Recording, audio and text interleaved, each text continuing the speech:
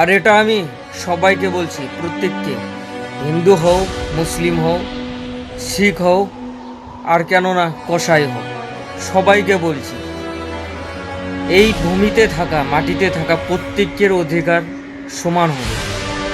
কেউ কাউকে মারতে পারবে না, কারণ তাদের অধিকারে যদি না থাকতো তাহলে এই পৃথিবীতে আসতো। পৃথিবীতে প্রত্যেকের অধিকার সমান হবে।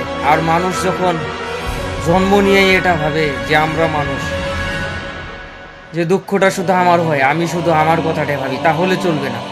অধিকার প্রত্যেকের সমান হবে। আর আমি বলছি যে পৃথিবীতে আমি এসেছি, এখন আপনাদের সবাইকে শুধরাতে হবে।